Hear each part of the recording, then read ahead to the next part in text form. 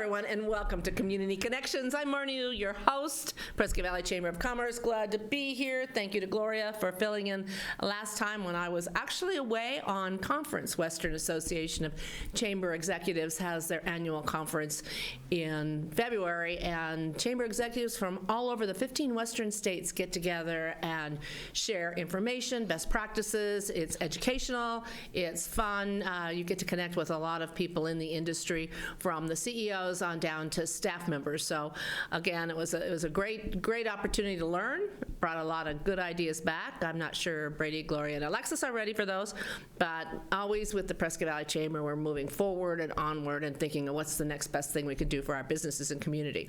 Well, one of the things we're always pleased to do is present this show, and we love this show, Community Connections. And my first guest is Kelly Lee. She is with the Humboldt Unified School District. She is the, I got it down here, Family and Community Engagement Coordinator. Yay. Actually, the Jill of all trades. Yes. She does a little bit of everything, and she's almost the connection of HUSD, a lot of times integrating into the community in a variety of ways. So welcome, Kelly. How are you? I'm good. Thank you for having me. Good to have you. Good to have you. So let's talk about what's going on over there. We've got a big event coming up. We'll be talking about that in a minute. But we've just kind of been through the winter time. It's still a little snowy out there, but looking forward to spring and then the new school year. Right. So in the spring, we start out with spring enrollment. So yes, people are starting to shop for schools, and they're going to start choosing those transition schools, kindergarten, middle schools, high school. And so we are ready for enrollment. All of our schools are ready for enrollment, and we do our big expo event every spring. Yeah, so that's coming up on Saturday, February the 29th. And let's talk about a little bit about what that looks like. You're at the Findlay Toyota Center this year, which is it's a first. We've always been out at, and I say we because we participate with you at the Entertainment District, but a new venue, indoor venue. Indoor venue. How's that looking? We are so excited. We love our partnership with Freedom Station, but doing an event outside in February is a little rough. We got snowed out last year. It's been windy, it's been cold, it's been nice. We never know what we're going to get. So we took advantage of the Findlay Toyota Center being available on a leap day. So we said, hey, let's move it indoors and bring everybody inside so that they can be warm and not have to worry about weather. Yeah, parking's great, too. Parking's going to be great. We're going to have bounce houses inside. We're going to have the school bus inside so the little kids can get on with parents and tour a bus. Oh, wow. Food inside. Everything's going to be inside, so it doesn't matter what kind of weather we're getting. Oh, that's great. So what organizations participate, schools? What's it look like? Right, so all of our schools will have a table, and some of their programs, our I Choose program will have a table, our Bradshaw Athletics will have a table, and then all of our schools, our preschool will be there, and then we have community agencies that partner with our schools, like Head Start, Big Brothers Big Sisters, Boys and Girls Club, the YMCA will be there, the Chamber will be there. Humboldt Education Foundation. So these are all community partners that offer services to our families, and they just want to share what they have to offer. Who generally attends this? So generally these are families, like I said, that maybe are shopping for kindergarten school. Maybe they're in between boundaries and they want to talk to a principal and some teachers. They want to see what the school has to offer. Our middle school kids, they're shopping for a middle school. We have a couple of different options. We also have Liberty Traditional is a K-8 school. Maybe they want to find out about the I Choose program and see what that's like that is housed in Glassford Hill. And then they want to see what kind of programs are available at the high school. So those are our targets, but it's for everybody. Come share our successes. We want our families that are in our district right now to come and visit with their schools. And we have student performances. We have our choirs, our band, our drum line, our JROTC will be doing their color guard performance at the beginning. So it's going to be fun. That alone is worth going to, is seeing all the student performances. That is so much fun, and then being indoors, it's going to make it quite a bit, easier to enjoy.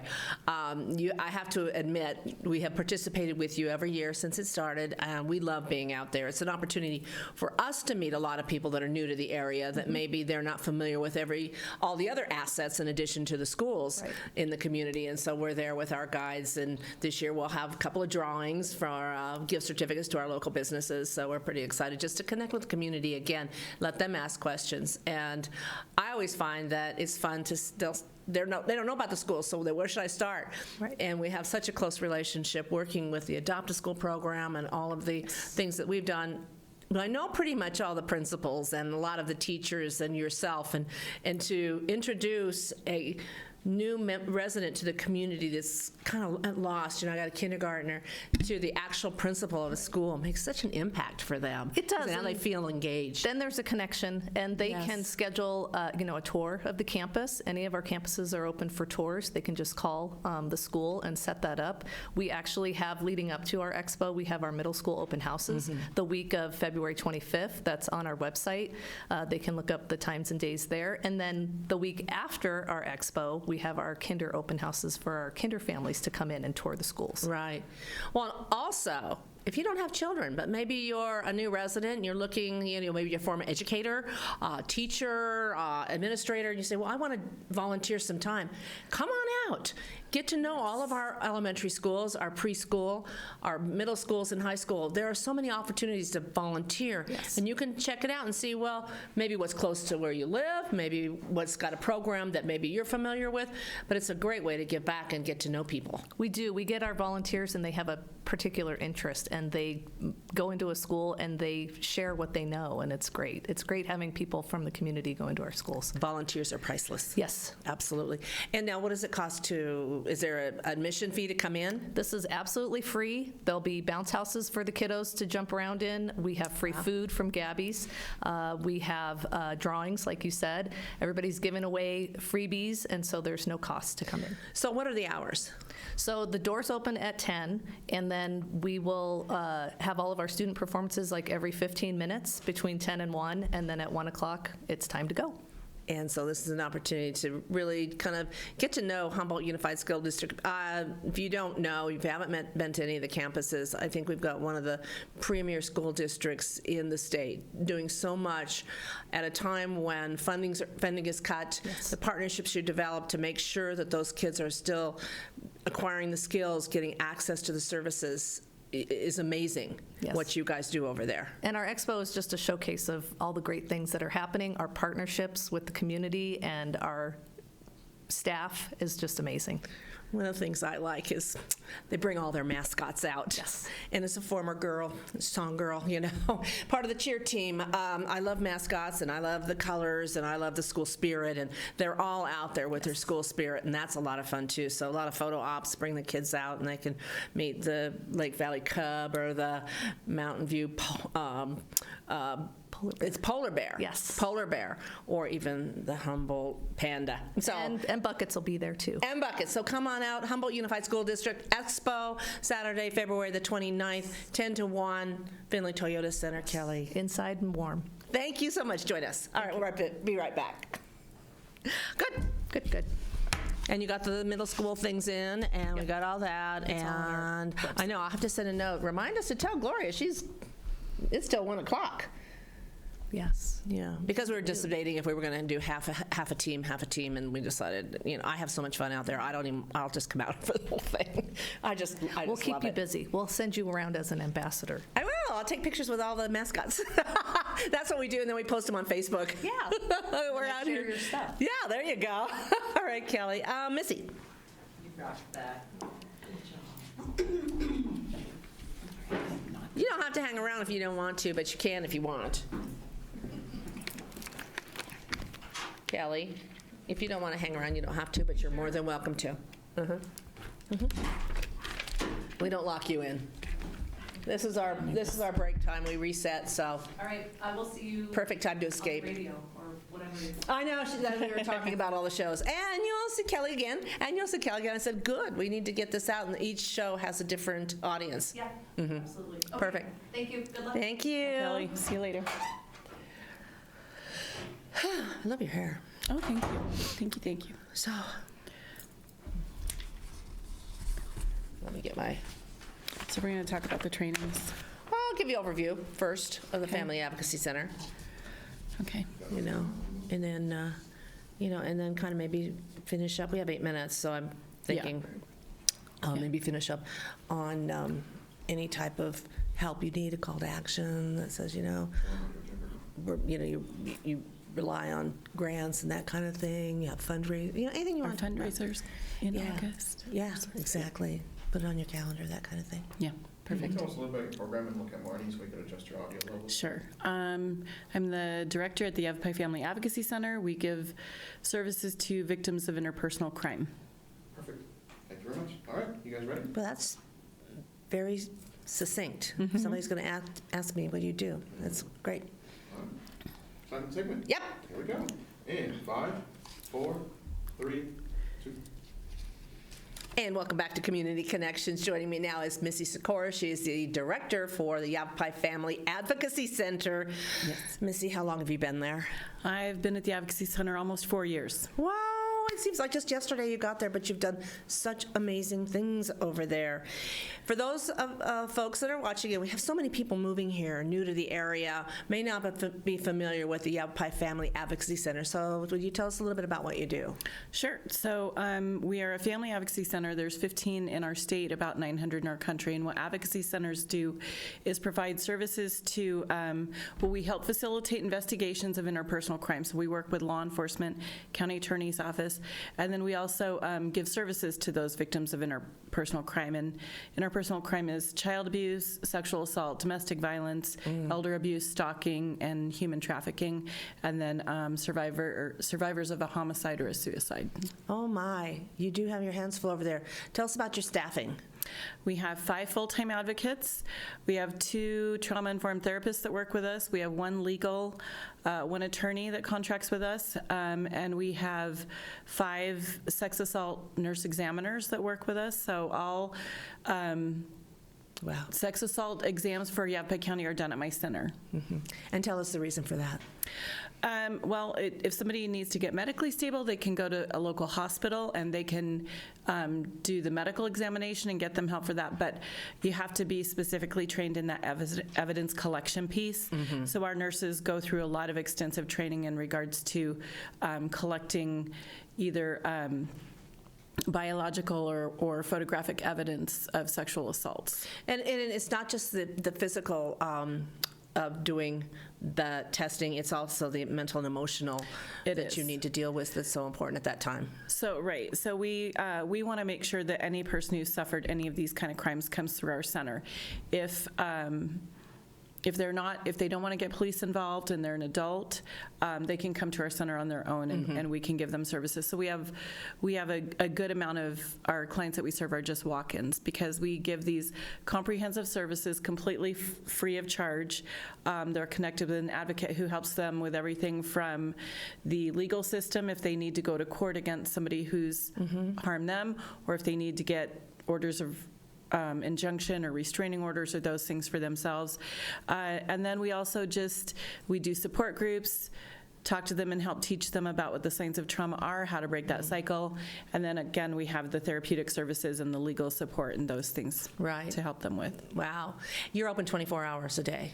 Our business hours are 8 to 5 Monday through Friday, but we are available 24 hours a day, 7 days a week, and holidays. Yeah. So a lot of times, in times of crisis do happen during the night and at time. So the police, if they're involved, will generally bring them to you. Yes, they just call our on-call worker.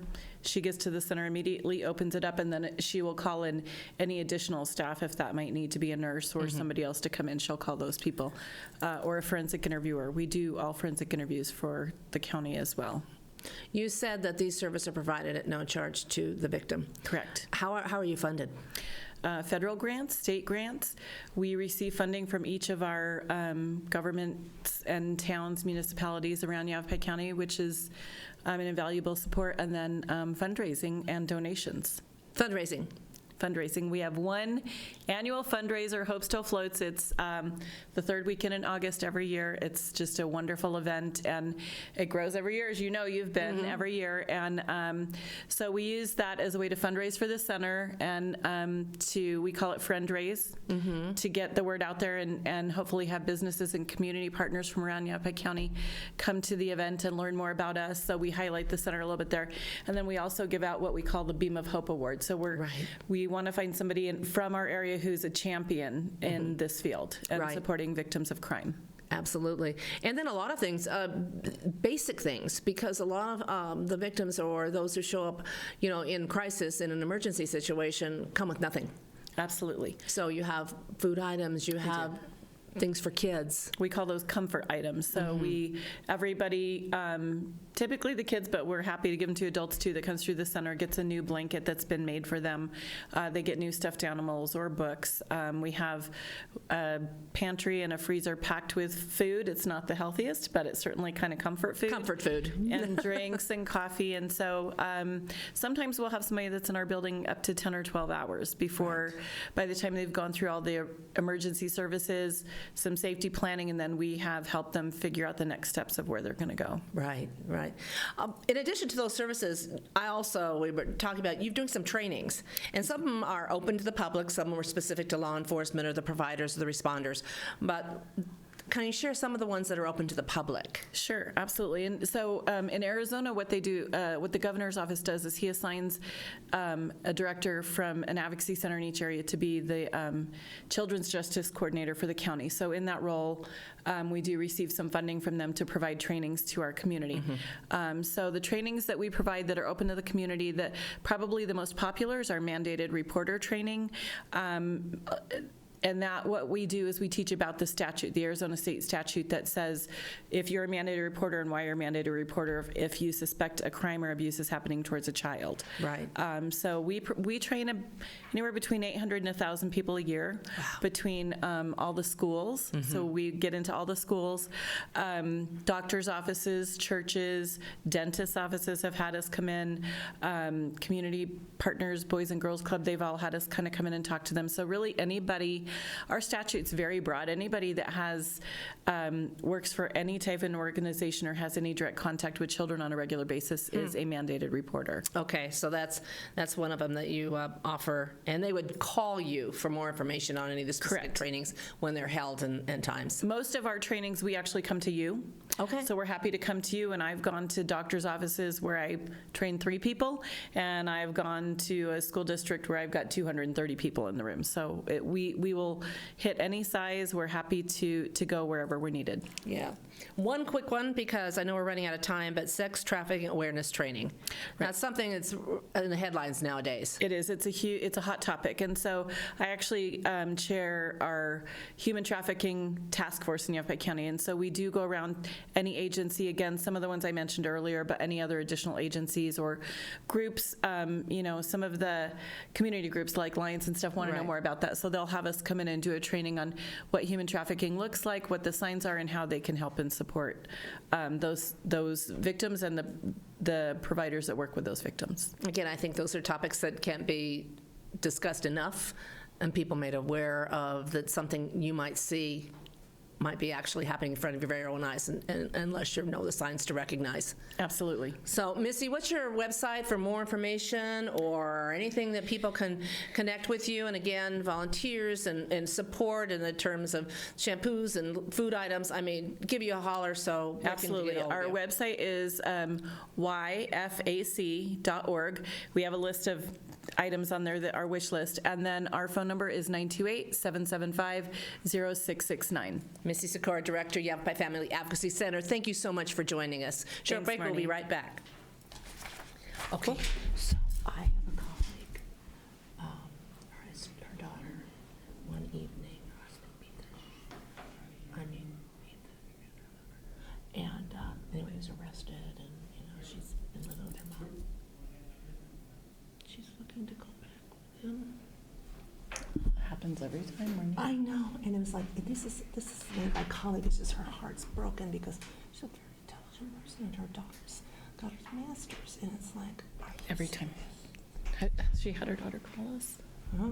Has she had her daughter call us? Call you? Yeah.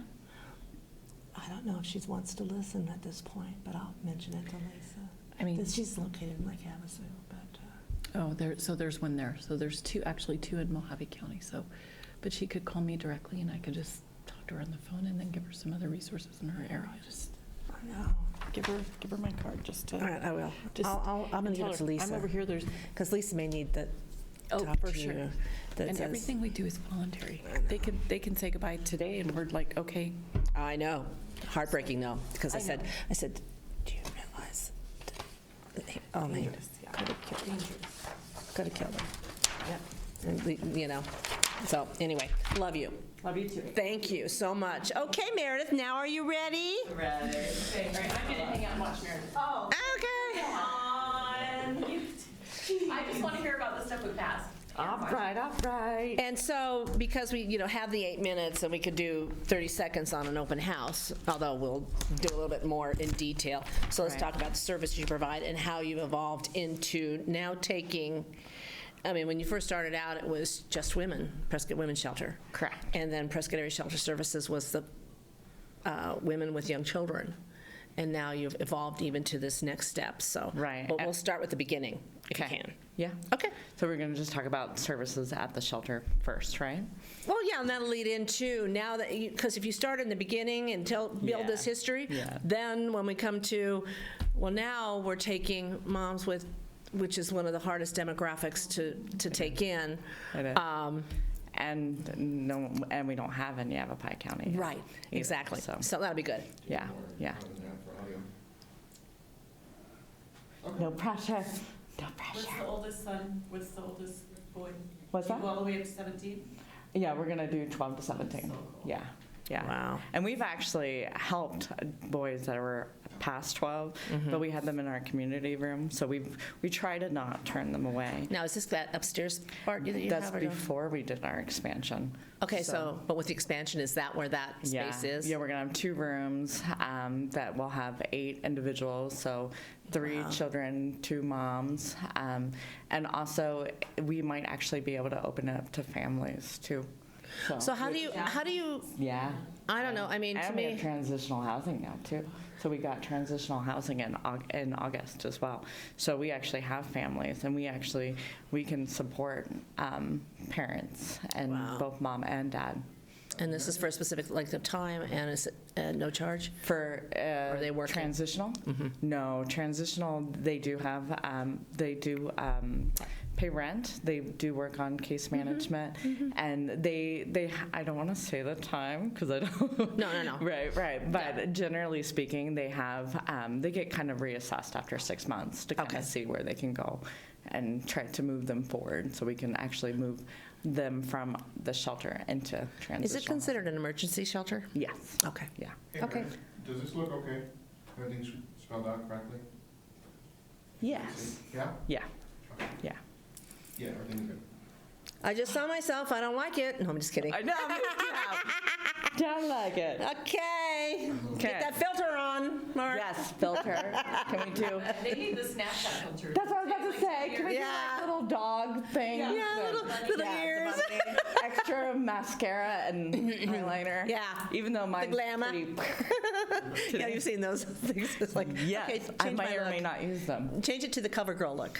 Okay, here we go. Final segment. Yes. In 5, 4, 3, 2. And welcome back to Community Connections. This is really a show about connections. And one of the organizations that I have known for years, actually since I first moved here, was Prescott Area Shelter Services. Originally started as Prescott Women's Shelter, but now through a variety of growth and programs and services to the community, understanding the need, they have expanded and are doing amazing things over there. Joining me now is Meredith Earl. She's a case manager to talk about, we go back to the beginning, Meredith, to what is going on at Prescott Area Shelter Services now. And again, one of those that works in partnership with, like we said, Missy Sikora with the Family Advocacy Center and providing emergency shelter services. So welcome. Thank you. Good. So let's go back to the beginning. It originally started out as a women's shelter. Correct. Emergency women's shelter. Right. Come in, get off the street, spend a few days. Yes. Uh-huh. And now we're a 90-day program. So it's a 90-day emergency shelter that's open from 5 p.m. to 8 a.m.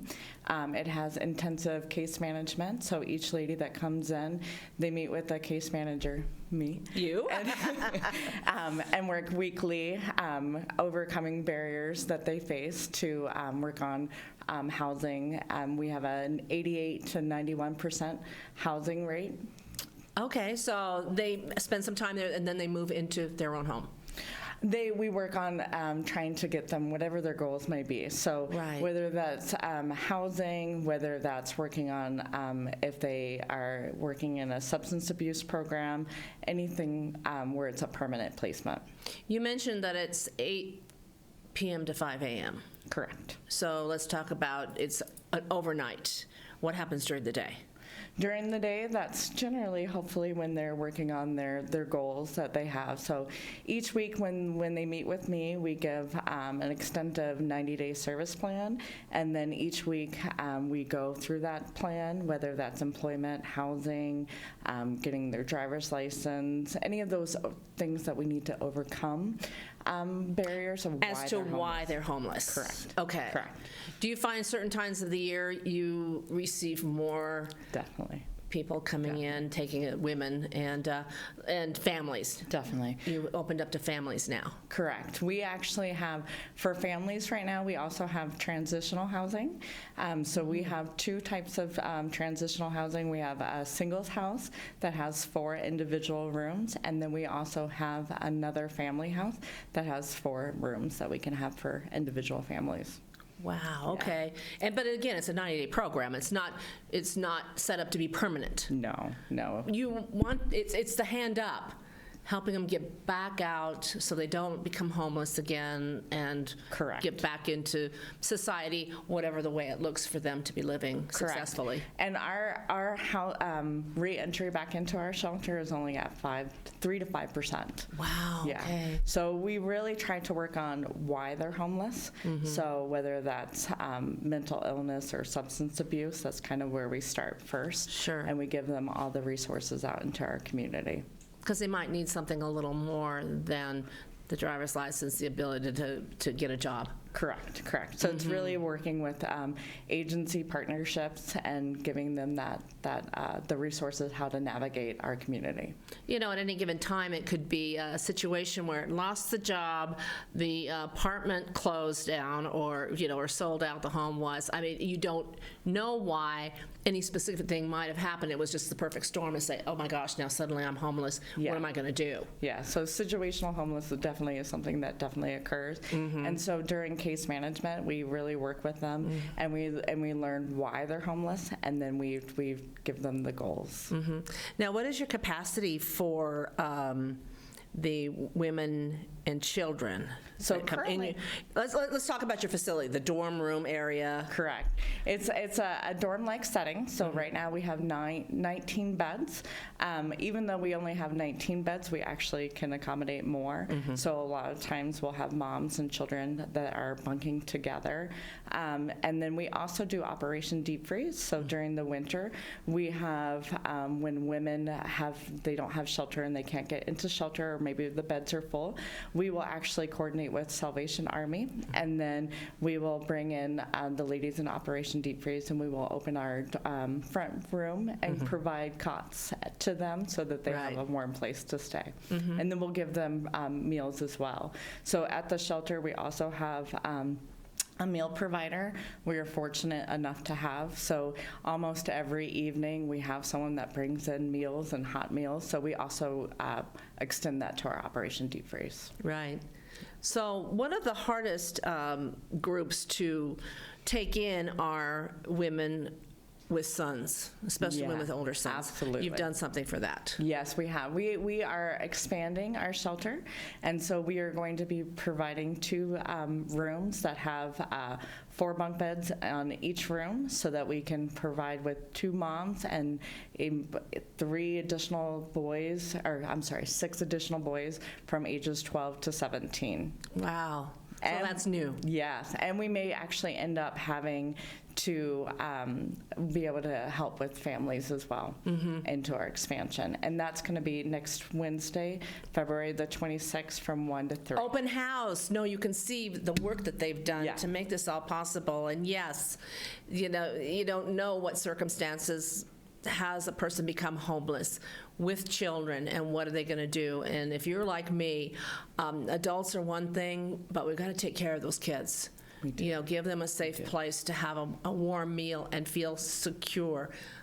bringing them up in an environment where people do care are going to make a better adult. And connecting them to services. Exactly, exactly. Let's say where you're located so we know, everybody knows where to come. We are at 336 North Rush Street and Prescott 86301. And the time for the open house is? 1 p.m. to 3 with our ribbon cutting at 1:15. We'll have light snacks and drinks. And one of the things that, you know, we always look at is, again, opportunities to volunteer, opportunities to assist you in providing those services, because I know, again, funded through grants and donations, you have your fundraisers. Yes, we do. We have 3 different types of volunteers. So we have an overnight volunteer. So they stay from 8 p.m. to 6 a.m. And then we have volunteers that are our advocates from 5 p.m. to 8 p.m. and our meal providers. And we're always looking for volunteers. And so for more information, your website? Correct. Because you have a wish list on your website, too. We certainly They always do. can use a lot of toilet paper. It's PrescottAreaShelter.org. Again, PrescottAreaShelters.org.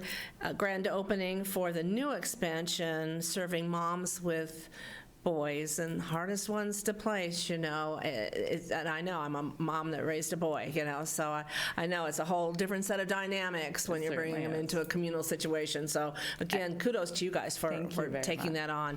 And Carmen Frederick and everybody at Prescott Area Shelter Service. Meredith, thank you for joining us. Thank you so much for See you at the open house. Yes. Okay, thank you all for joining us at Community Connections. Have a great 2 weeks, and we'll be back.